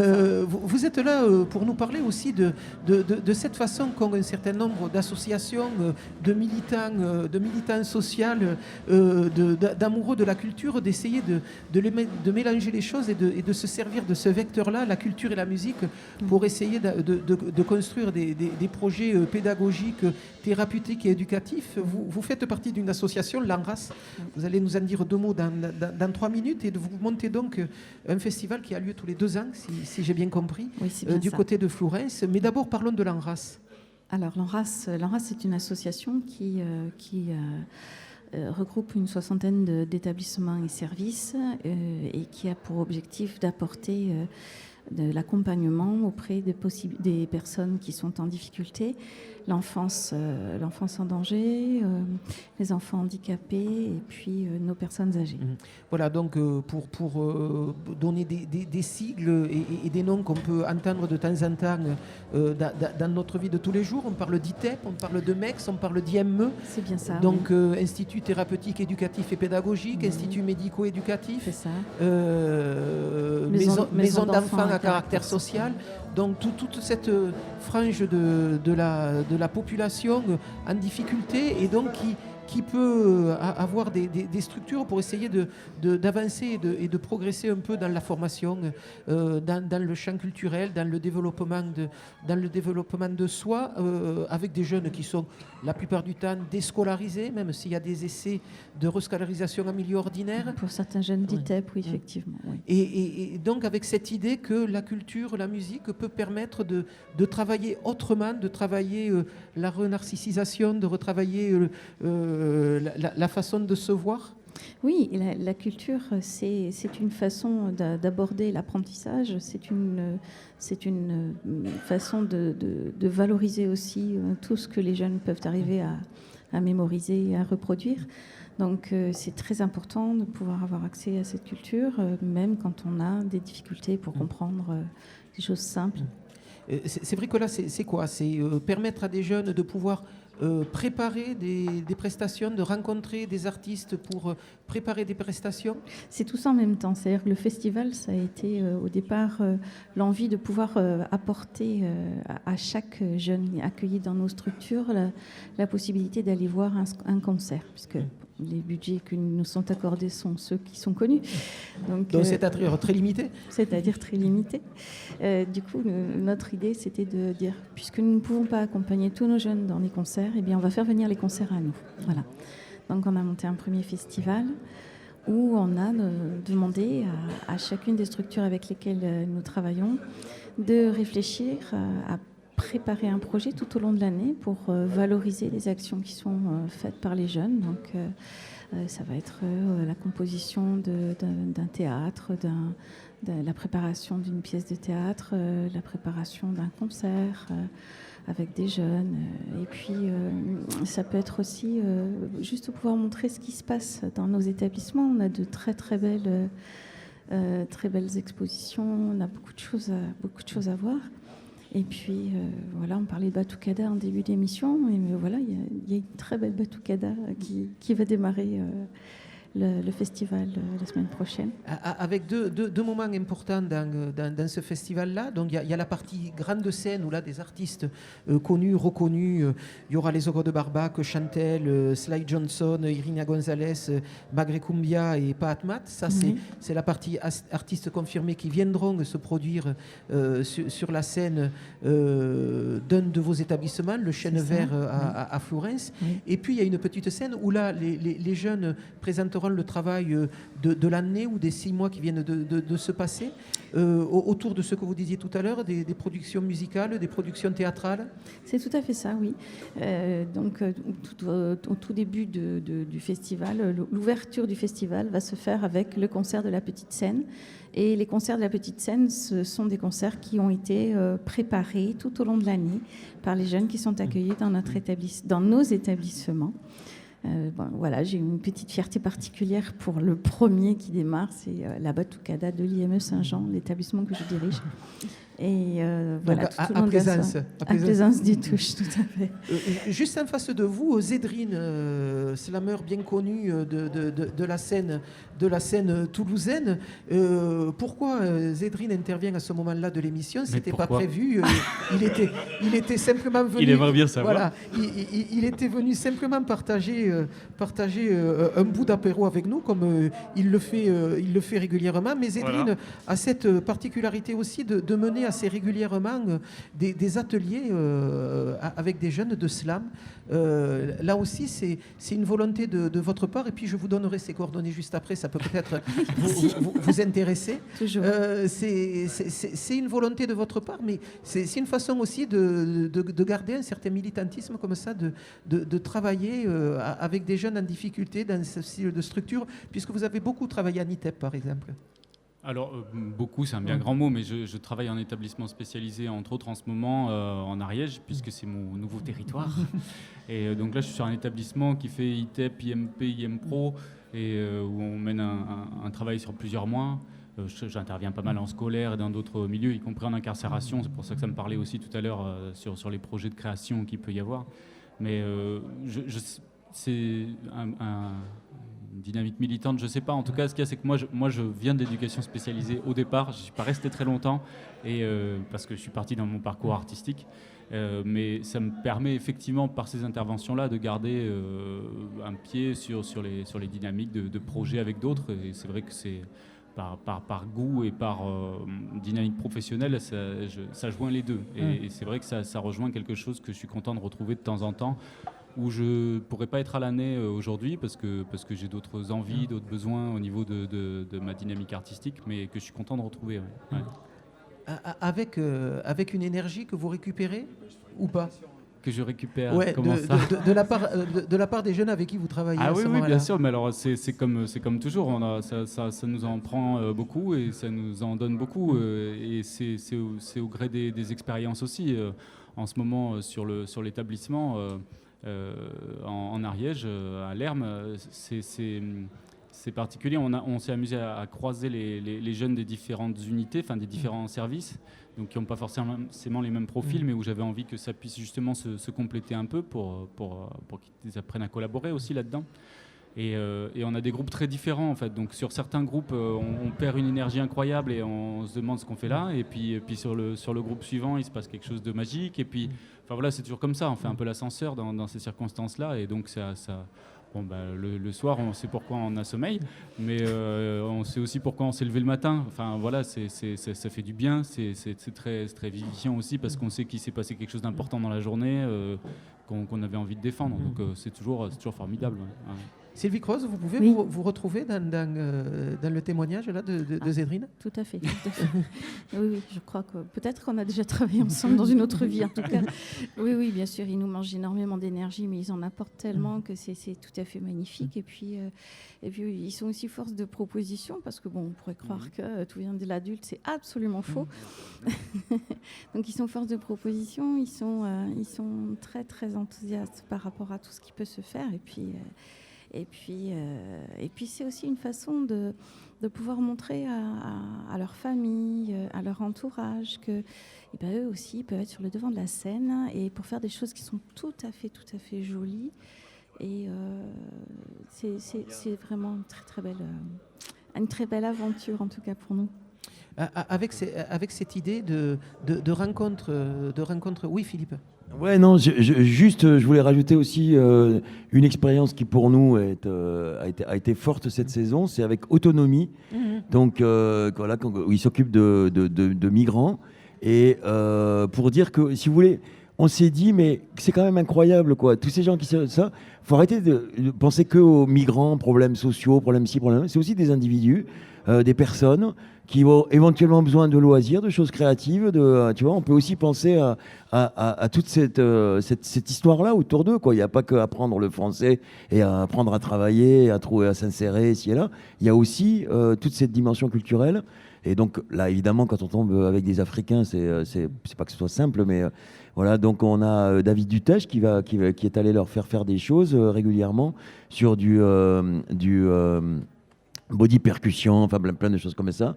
Et voilà, et donc faut savoir que, et puis hommage à cette association Autonomie qui fait un travail de dingue, enfin, et où ils sont d'ailleurs en lien aussi avec tout un groupe de profs de bahut, de lycée, certains j'en connais qui hébergent.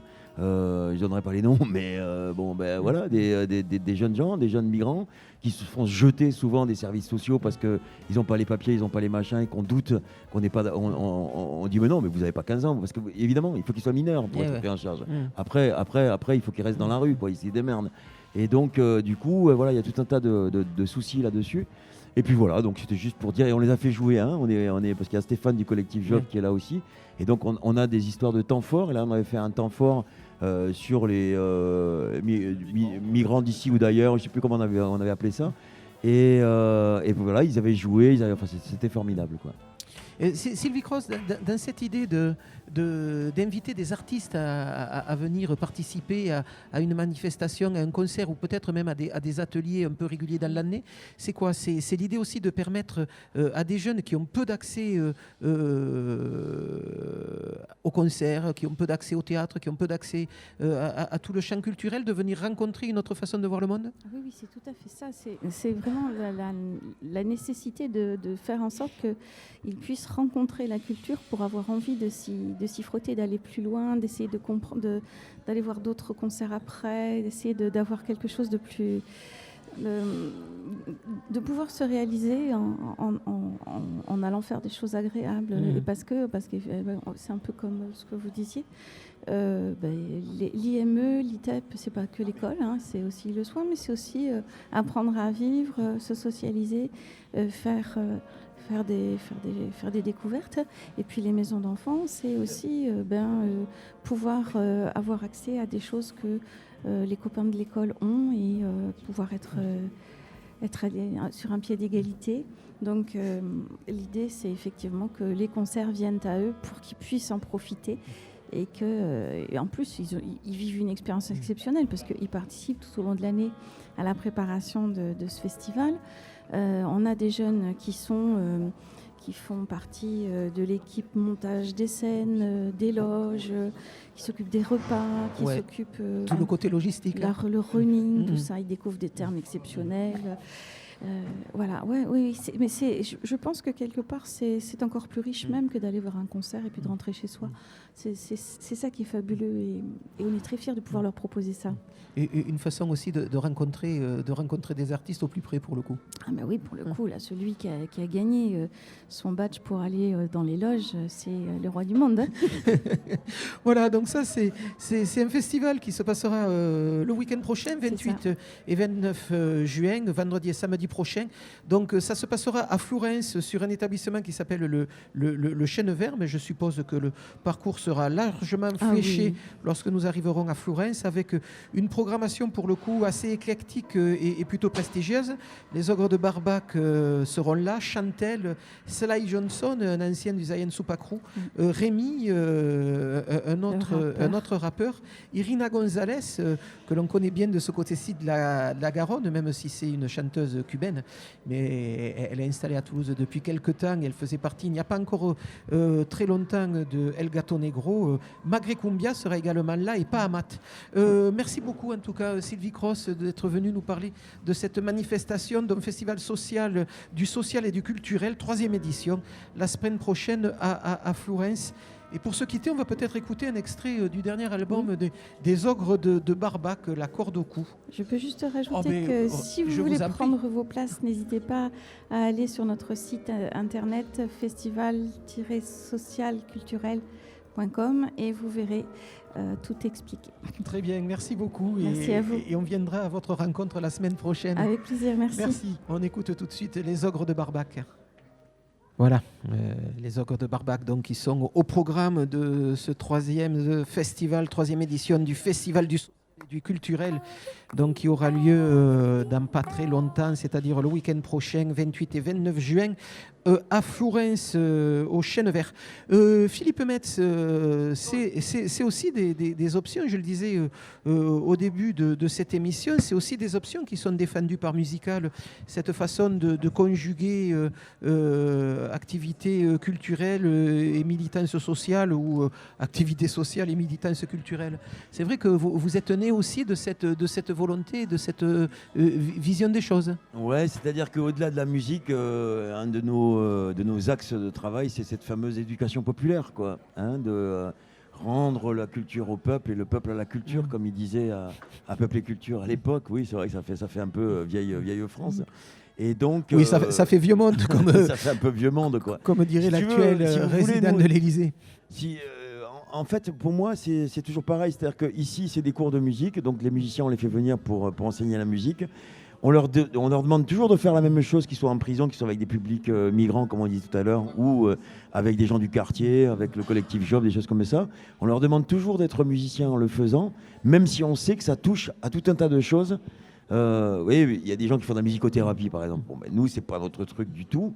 Mais par contre, on sait très bien que dans la transmission de la musique, dans l'expression de la musique, ne serait-ce que chanter, c'est un acte qui engage le corps, c'est un acte qui engage la mémoire, c'est un acte qui engage la psychologie, qui engage plein de choses. Et aussi, et là mon ami Claude Sicre serait ravi de m'entendre, c'est ce lien avec l'ethnomusicologie, c'est-à-dire qu'en fait, la musique aussi, elle venait rythmer des moments sociaux particuliers. Et donc c'est aussi un peu ce lien-là, quoi. C'est de recréer, comme il dirait à l'Arfi, un folklore imaginaire, de recréer une pratique de la musique dans plein de lieux, alors, comme là aujourd'hui, ou comme, enfin tu vois, quand rythmer des événements, par exemple, ils nous font des commandes sans arrêt, le collectif Job, enfin je veux dire, on est dedans, le collectif Job, mais hein, au rythme des temps forts, des choses, bon, il faut qu'on trouve, tiens, il y a un thème sur l'eau, il y a un thème sur la femme, il y a un thème sur ci, sur là, et à chaque fois, il faut qu'on décline ça en musique, voilà, donc un peu la façon dont on a de... Avec nous pour finir cette émission également Stéphane Gauthier, militant du collectif Après Job, justement, dont on parle de manière pointilliste depuis le début de cette émission. Collectif Après Job qui est quand même à l'origine de ce grand bâtiment, de la rénovation de ce grand bâtiment qui nous accueille ce soir. On va vite raconter l'histoire. Job, c'est d'abord une usine de pâte à papier, enfin une usine de fabrication de papier. Une des rares usines du centre de Toulouse, enfin, qui était dans la ville. Problème financier, acheté par une boîte allemande, on va dire au début des années 2000, qui s'est avérée très vite une escroquerie majeure, avec un patron qui avait bien décidé de vendre d'abord l'usine bout par bout et tout l'outil de production à droite à gauche, tout en faisant aussi une escroquerie majeure, puisqu'il achetait à vil prix le papier qu'il revendait par ailleurs dans une de ses filiales, ce qui a valu la mise au pas de Job Toulouse pour des problèmes financiers. Donc la tradition dans ces cas-là, licenciement, dépôt de bilan, usine en grève, ouvriers révoltés. Et donc ce qui a valu à Toulouse un certain nombre de manifestations où on était noyé dans le papier, puisque à défaut de pouvoir le vendre, il était déchiqueté et lancé sur toutes les manifs façon confetti. Et assez rapidement, une des options pour sortir par le haut de ce conflit a été d'imaginer ce qui est mis en place depuis une petite dizaine d'années, d'imaginer cette action ouvrière, culturelle, et avec la complicité d'une école de musique qui très tôt est arrivée dans ce projet-là. Comment en êtes-vous, Stéphane Gauthier, avec peut-être les gens dans lesquels vous n'étiez pas à ce moment-là, mais comment les gens d'après Job en sont venus à imaginer justement de sortir par le haut, par la création de cet outil majeur qui est devenu l'espace Job, avec salle de concert, école de musique et piscine, dans l'ancien bâtiment amiral de l'ancienne usine Job? Alors, j'ai pas toutes les réponses parce que, comme vous disiez, en effet, j'étais pas de cette lutte, mais justement, ce qui a amené tout ça, c'est la lutte, quoi. C'est la lutte, c'est la rencontre, c'est le collectif, c'est trouver des solutions, imaginer, être créatif, ne pas rester sur un constat de faillite, individuelle et collective, et avec la pressurisation du marché et du capitalisme qui est venu là. Donc voilà, je crois que c'est le collectif, tout simplement. L'idée de vouloir qu'il y ait quand même quelque chose qui subsiste. Des rencontres, des passages, des gens qui ont dit ce bâtiment il est quand même représentatif d'une certaine architecture, donc si on le faisait remarquer d'un point de vue architectural, ce serait peut-être l'occasion de pouvoir le préserver. Et puis après, petit à petit, en effet, aller chercher, trouver d'autres qui ont été, qui sont venus sur le projet, donc des associations, des individus, beaucoup de personnes du quartier, bien sûr, ça a commencé là. Donc voilà, en fait, et puis après, bien sûr, aussi forcément des rencontres d'élus qui ont bien voulu aussi écouter, à force peut-être de se faire tirer l'oreille, parce que si s'était pas fait tirer l'oreille, peut-être qu'on n'en serait pas là quand même. Et donc par des luttes, en effet. Alors c'est vrai que souvent c'est un petit jeu. Qu'est-ce qu'on faisait comme papier à Job ici au 7 deniers? Donc c'était pas le papier à cigarette.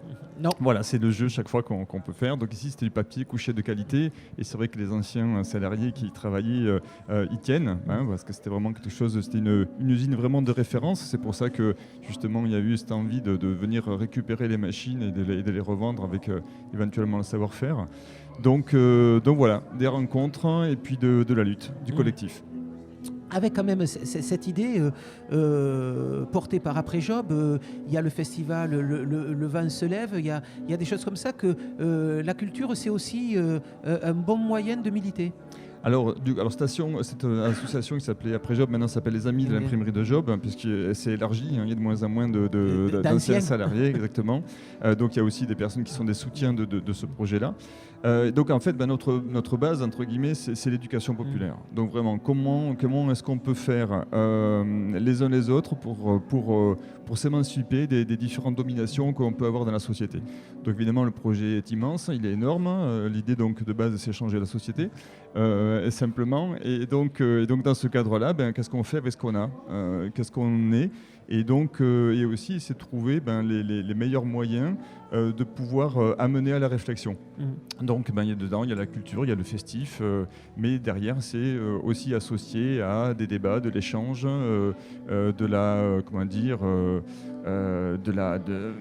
de la valorisation individuelle des parcours, voilà, des savoirs personnels. Avec un bâtiment et un outil culturel, dont je le disais, salle de concert, dont lieu de diffusion, école de musique, qui est géré par un certain nombre, par un collectif réunissant les gens de musicales, réunissant les gens de la salle, mais aussi les associations de quartier, mais quand même avec un estampillage mairie, puisque c'est aussi un lieu mairie. C'est même d'abord un lieu mairie, voilà, finalement. cet espace job. Comment on peut tenir des objectifs, j'allais dire, aussi révolutionnaires, mais enfin aussi politiquement marqués à gauche, avec une mairie qui, jusqu'à nouvel ordre, est plutôt à droite? C'est toujours pareil, c'est le rapport de force. Voilà. La base, elle est là. Après, c'est l'idée aussi d'une volonté de faire ensemble. Je crois que la particularité du collectif Job aussi, c'est d'être innovant. Vraiment, tout ce qui a été fait depuis toujours ici, c'est de faire différemment, d'apporter quelque chose. Et donc là, l'idée, c'était aussi de dire, on ne va pas être les seuls à gérer le bâtiment. On ne veut pas que ce soit la mairie toute seule, on ne veut pas que ce soit le collectif tout seul, on veut que ce soit les deux en même temps. Donc on a créé ce qui s'appelle un conseil de maison, où donc ce conseil, avec autant d'élus de la mairie que du collectif, définit les orientations. Bon, je ne vous cache pas que ça c'est la théorie, ça ne marche pas forcément si facilement. Bon, quand on s'est rencontrés, ça s'est très bien passé, mais on ne se rencontre pas forcément beaucoup. Et donc dans cette idée d'innovation, puisqu'on a plusieurs thèmes qu'on aborde tout au long de l'année, il y a aussi les rencontres du papier du livre, où on va valoriser les récits, les temps forts, et on aborde aussi beaucoup les questions de démocratie. Et donc au lieu de comme permanence donner des leçons sur ces questions-là, c'est aussi de se remettre en cause. Et donc c'est ce qu'on a fait là dernièrement, puisqu'on vient en dernière assemblée générale de voter des nouveaux statuts. Et donc notre association est devenue maintenant une association avec 6 délégations, ce qui fait qu'il n'y a plus un président, un trésorier, un secrétaire, mais que c'est devenu collectif, avec un peu plus collectif. Avec aussi en faisant rentrer des nouveaux collèges, des bénévoles et puis des salariés. Voilà.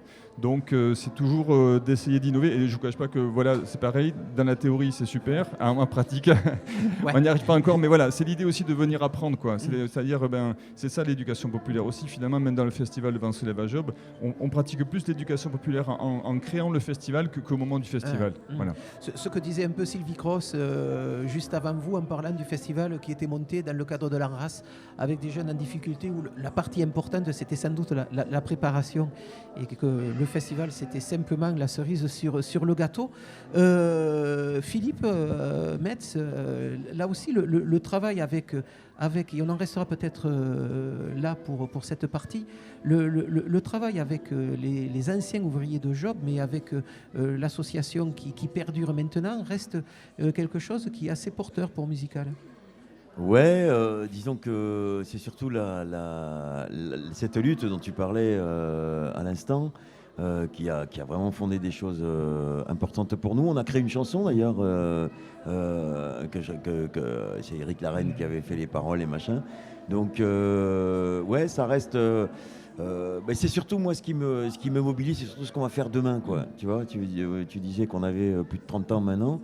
Mais voilà, ce qui m'intéresse, c'est effectivement de ne pas renier, bien sûr, là d'où on vient et comment s'est montée cette histoire. Et il parlait de rapport de force, qui n'est pas un vilain mot et qui fait qu'on est toujours là. Et moi, voilà, ce qui nous importe aussi, et avec le collectif, et avec Musical, c'est qu'est-ce qu'on va faire demain, quoi. Très bien, écoutez, demain, on risque d'être là, mais déjà ce soir, mais peut-être la programmation, on la fera juste à la fin. On va peut-être prendre le temps qui s'installe, le plaisir d'écouter un deuxième morceau de Rodabois, qui, eux aussi, on peut les remercier. Il faisait froid, ils sont restés par là, ils sont allés se réchauffer peut-être un peu en haut, ils redescendent. On va peut-être les écouter une deuxième fois. Stéphane Gauthier, merci en tout cas d'être venu ce petit quart d'heure avec nous. Rodabois, donc tout de suite en direct dans Caramel Mou. Il s'installe, c'est parti. Mélissandre est en train d'essayer de chercher un micro, peut-être lui mettre le micro vert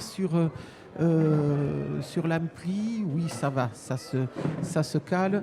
Le temps qui s'installe, on va peut-être inverser les propositions. De la même façon que Boris Georgelin nous faisait sa première chronique de l'année, en fin d'année, en début d'émission, eh bien, Jean Docarmo va nous faire la sienne première de l'année. La deuxième, ça sera l'année prochaine. Jean qui viendra nous parler dorénavant assez régulièrement de manifestations à Toulouse ou ailleurs. Et là, pour le coup, pour la première, c'est ailleurs. Ça va se passer à 7 dans pas très longtemps. Bonsoir, Jean. Allô. Voilà, ça y est, c'est parti. Voilà. J'en ai bien les mires, là. Donc, oui, donc c'est Festival à 7. Voilà, Worldwide Festival. En fait, c'est l'adaptation d'un live de l'émission radio Worldwide qu'avait lancé Gilles Peterson dans les années 98 et qui est diffusé un peu sur 50 pays aujourd'hui et qu'on peut écouter en France sur Nova. Et du coup, il a décliné en fait ce festival depuis 2006 à 7. Et Gilles Peterson, immense producteur acid jazz, on va le dire comme ça. J'allais y venir, mais effectivement, tu me tends la perche, c'est sympa. Oui, donc qui a été créateur de deux labels dans les années 90, qui était le label Acid Jazz Records et Talking Loud, qui avait sorti quelques noms comme Incognito, Galliano, Omar, Urban Spaces, voilà, pour ne pas les citer. Et puis depuis 2006 aussi, il a lancé un label qui s'appelle Bronzewood Recording, qui permet aussi d'alimenter ce festival du Worldwide à 7 qui aura lieu du 28 juin au 6 juillet, qui a une thématique assez simple, c'est-à-dire que il y a des lives au Théâtre de la Mer quasiment tous les soirs, et ça se poursuit après en clubbing avec des DJ qui sont parfois issus du label de Gilles Peterson, et on peut avoir des accès aussi gratuits en journée sur certaines plages avec du clubbing, voilà, donc la musique est assez variée, elle est au même titre que son émission, donc ça va de la soul, du jazz, du Brésil, voilà. Alors je vais vous en citer quelques noms qui m'ont interpellé, que nos auditeurs doivent connaître. The Comet is Coming, qui seront là le 4 juillet. Avec un immense saxophoniste. Le Shabaka Hutchins, pour ne pas le nommer. Il y aura Youssef Kamal aussi le 6 juillet, qui fait partie aussi de la scène londonienne de jazz. Voilà. Il y a aussi Kokoko, qui était passé l'année dernière, qui avait enflammé la scène du Rio Loco. Plus de 15 000 personnes étaient en transe. Donc pareil, à ne pas rater, ça sera le 5 juillet. À 7. On a aussi les Brésiliens psychédéliques que j'aime beaucoup aussi, qui s'appellent Bougarins, qui seront là le 2 juillet. Et après, pour moi, le groupe trio texan qui s'appelle Crown Bean, qui sont plus sur une musique alternant funk thaïlandais, psyché oriental, surf rock, voilà, qui passeront le 29 au Théâtre de la Mer. Et pour moi, c'est le NEC. C'est le NEC plus ultra. C'est mon petit coup de cœur. Ouais. Après, il y en a d'autres. Hein. Il y a l'embarras du choix. Je veux dire, toutes les musiques sont représentées. Donc voilà, ça c'est le Worldwide Festival, donc du 28 juin au 6 juillet. Voilà, à 7. À 7. Et le worldwidefestival.com pour plus d'infos si vous le souhaitez. À savoir aussi la particularité de 7, c'est que c'est une des rares villes qui propose 7 festivals sur la saison été, sur quasiment 5 mois. Donc voilà, donc avec effectivement on peut s'y installer, quoi. On peut s'y installer. On peut aller y monter la tente. Avec ce Théâtre de la Mer, effectivement, les conditions sont optimales. Très bien, merci Jean pour cette proposition de festival. On vous retrouve dès l'année prochaine dans Caramel Mou pour venir régulièrement nous parler comme ça de festivals dont on aurait loupé l'annonce. On va bientôt se quitter. Les musiciens donc de Rodabois sont de nouveau avec nous. Tout est installé. Je vous laisse là aussi les micros. Allez-y.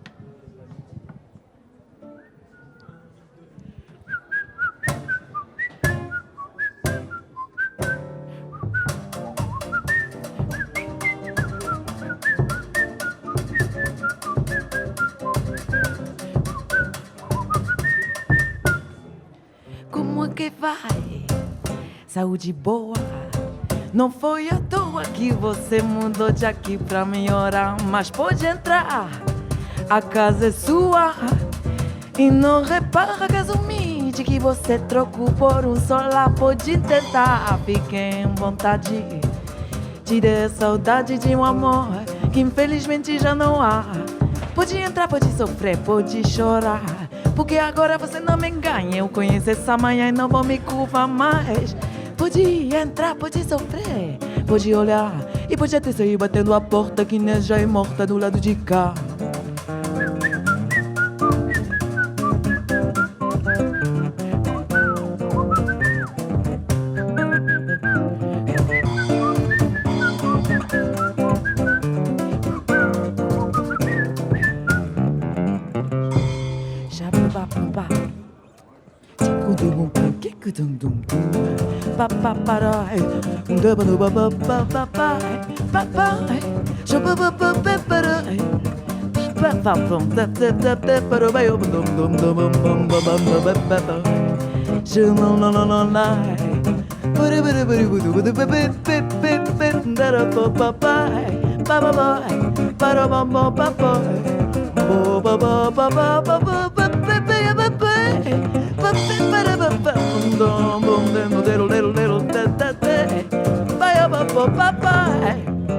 Como que vai? Saúde boa. Não foi à toa que você mudou de aqui pra melhorar, mas pode entrar, a casa é sua. E não repara, Kazumi, de que você trocou por um solar. Pode tentar, fique em vontade. Te dê saudade de um amor que infelizmente já não há. Pode entrar, pode sofrer, pode chorar. Agora não me engane, eu conheço essa manhã e não vou me curvar mais. Pode entrar, pode sofrer, pode chorar, e pode até sair batendo a porta que nem já é morta do lado de cá.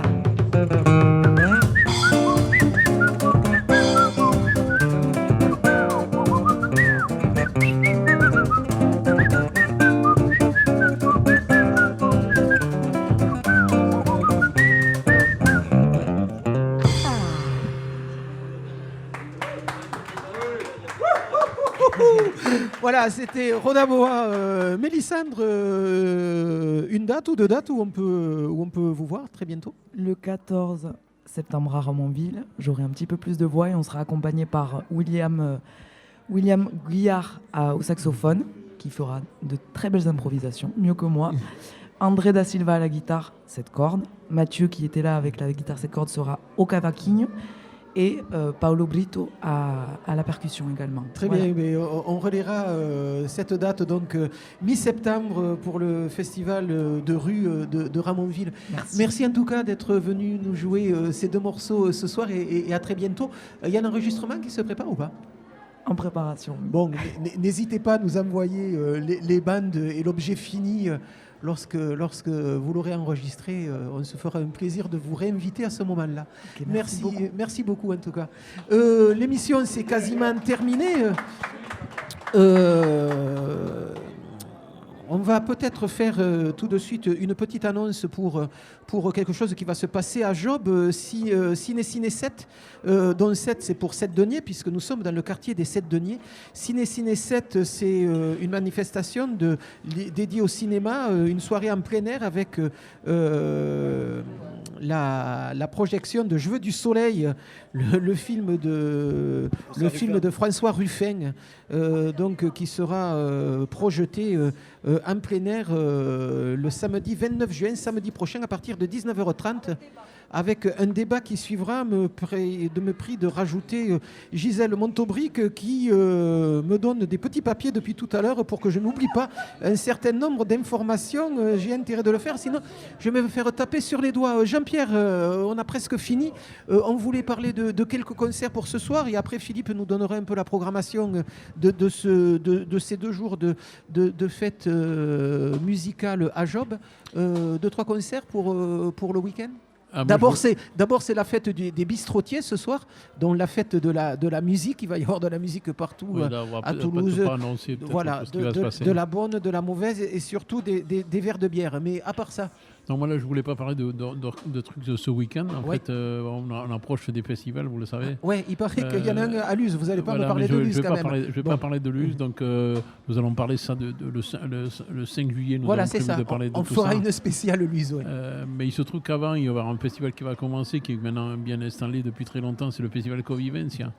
Et je trouve qu'ils nous ont vraiment gâtés sur les dates autour de Toulouse. C'est pour ça que je voulais en parler, parce qu'on n'aura pas l'occasion d'en parler depuis. Donc retenez bien le mardi 2 juillet, je pense que c'est le 2, à Ramonville, il y a la présence de BCUC, qui est un groupe sud-africain avec beaucoup de percussions, qui est vraiment redoutable. Donc je mets l'accent là-dessus. C'est un petit événement que BCUC soit dans la région, ne le manquez surtout pas ça. Et puis le jeudi, donc à l'embouchure, il y aura le groupe Bad Fat avec Napoléon Maddox.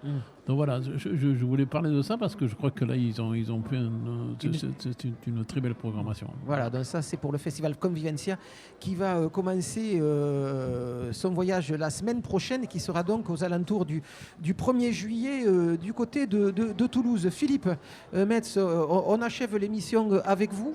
On n'achève pas Philippe Metz quand même. Non, ça risque d'être un peu compliqué. Comme vieille carne, on ne fait pas mieux. Donc, la fin de ces festives musicales. Notre finale, donc je dis pour demain, ce sera des ateliers ados avec David Dutège dont on parlait tout à l'heure, qui sera accompagné par des danseuses chez James Carles. Donc ça, je voulais mentionner. Ensuite, on a nos cycles longs. Et puis après, il y a surtout le magnifique duo Oshka, batterie et piano. Ça va être un très très bon moment. Ensuite, on aura Minimal Orchestra. On aura Agathe Darama, cette fameuse chanteuse. Folkeuse. Hein, une folkeuse, on va le dire. Voilà, folkeuse d'aujourd'hui, quoi, avec aussi des musiciens, avec Guillaume Gendre, avec des musiciens qui sont dans le jazz, comme dirait la musique préférée de Jean-Pierre Lérac. Et puis, on devait, et c'est un petit malheur qui nous arrive, mon cher Kangourou, on devait finir avec Édredon Sensible. Certains y seront peut-être, mais pas tous, puisqu'il y en a un qui s'est fait écraser un doigt, et donc pour un joueur de saxophone, c'est un peu embêtant. Voilà. Ouais. Et donc ça, c'est pour demain soir. Et pour ce soir, j'annonce le plateau de la scène de Job pour cette fête de la musique. On va retrouver, figure-toi, Michel Mulman. Ça faisait longtemps qu'on ne l'avait pas entendu de ce côté-ci de la Garonne. Oui. Donc chanson. Alors c'est concocté par cet animé. Donc c'est-à-dire que nous, on n'est pas du tout, on n'a rien à voir dans cette affaire. Enfin si, bon, bien sûr un peu, mais et voilà. Et donc je découvre avec toi que en fait Michel revient ce soir. Et puis il se trouve qu'il y aura Mingo Josserand, figure-toi, avec elle, parce que Mingo, on le revoit de plus en plus jouer maintenant. Ouais. Et tu sais qu'il était avec Eugénie Hurch, aussi, qui faisait son solo et qui maintenant donc fait des choses avec lui. Et je l'annoncerai en fin d'émission, mais que l'on verra aussi pour l'anniversaire de Caramel Mou vendredi prochain, puisque Mingo Josserand et Eugénie Hurch feront partie de la fête de Caramel Mou. On est trop fort. C'est assez fort. Et ensuite on aura les Radis Noirs, on aura Tiwiza, qu'on a entendu tout à l'heure, donc le rock berbère. Voilà, et qui sont venus nous parler il y a une petite vingtaine de minutes. Voilà, et Social Park, je pense que c'est plus univers hip-hop, rap, des choses comme ça, donc voilà, très très bigarré comme à notre habitude, sans oublier le Gasoline Band, qui est un ensemble de steel drum, qui est un ensemble parce que si tu veux, il se trouve que dans la maison, là juste en face dans la rue, c'est Philippe Gall qui habite, et c'est en fait en allant le voir un jour, qui me dit, tu vois cette usine là en face, tu dis ouais, on pourra faire un truc quand même, non? Moi je les connais bien, tout ça. C'est de là que c'est parti. Ouais, d'accord. Et donc j'étais en face, je voyais cette espèce de bâtiment tagué. Tagué parce que c'était le paradis des taggers à cette époque. Et puis voilà, et puis petit à petit, je me suis dit, tu sais, vous connaissez bien l'histoire, puisqu'on parlait des débuts. Donc ça faisait longtemps que Musica était à la recherche de locaux. Et puis voilà, donc ça a démarré en regardant ce bâtiment depuis sa porte. Et donc lui, il a créé un ensemble de steel drum sur place avec les gens du quartier qui ne connaissaient ni une note de musique comme Claude Nougaro d'ailleurs. Et puisqu'il m'a écrit, il m'a écrit. Au début de l'histoire de musicale, on voulait, mais faut m'arrêter maintenant, faut m'arrêter après. Oui. Non, mais ça va être très court. On voulait un président d'honneur, et donc on a écrit à Claude Nougaro. Il m'a répondu: un président qui ne préside manque à son honneur. Et enseigner quoi? Le mystère. Je ne sais lire aucune note de musique. Et ça serait vous donner de la viande, alors que c'est... vous lancez un os, alors que c'est de la viande qu'il vous faut. Ça, c'est pour les végétariens. Bon, allez. Donc ce soir, la soirée se finit en tout cas avec la formation de Philippe Gall, formation de style drum. C'est ça. Et très bien. Et on va peut-être en rester là-dessus. Juste, puisqu'on parle de Musical, rappeler que les réinscriptions pour Musical, c'est du 25 au 27 juin. J'ai l'impression de faire de la retape. C'est incroyable. Donc ça, c'est pour les réinscriptions. Et pour les inscriptions, c'est les 2 premières semaines de septembre. Et je crois que pour la partie publicité, on va peut-être s'arrêter là. Simplement, vous rappeler que la semaine prochaine, nous serons à la Cave Poésie. Et pourquoi la Cave Poésie? Parce que c'est là que se passera le 30e anniversaire de Caramel Mou. 28 juin prochain, l'ensemble de l'équipe de Caramel Mou sera donc à la Cave Poésie pour y fêter 30 ans de programmes radiodiffusés. 30 ans d'actualité culturelle toulousaine, de mauvaise foi et de parti pris plutôt assumés, mais également de chroniques acides et impertinentes, et en tout cas de franches rigolades et de litres de vin blanc consommés pendant l'apéro. 30 ans en tout cas de découverte musicale, et pour fêter cet anniversaire, nous vous proposons de venir nous rejoindre à la Cave Poésie, donc pour un concert gratuit sur invitation.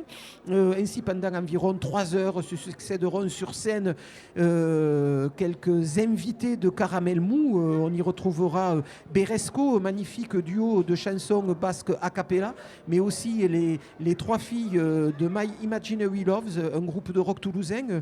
Café comme l'été, ça sera du foro, de la musique brésilienne. Petit bureau, une espèce de noise plutôt expérimentale, avec Laetitia Dutèche, que l'on connaît d'habitude à la voix et qui là joue de la batterie. Seront là également Kiko Ruiz, et sans doute accompagné de Serge Lopez, Lorenzo Nakarato, un piano solo, musicien de jazz, également Chouf, et donc le duo Eugénie Hirsch, Mingo Josserand. Également ce soir-là, Zédrine, qui était passée vite fait nous dire bonjour ce soir, et aussi Frédérica Alazina, voix vertigineuse, accompagnée par des machines. Donc ça, c'est la semaine prochaine. Si vous voulez gagner votre place, vous allez visiter notre site sur Facebook, Caramel Mou FM Toulouse. Vous vous inscrivez, vous nous faites un petit commentaire et vous vous inscrivez. Et puis on se retrouve donc à 21h la semaine prochaine pour un concert qui sera diffusé en direct. Voilà, cette émission est terminée pour aujourd'hui. Nous étions en direct de Musical. Philippe Metz, merci pour l'accueil. Dans 3 secondes, vous récupérez We Funk avec B-Side. Salut les filles, à la semaine prochaine.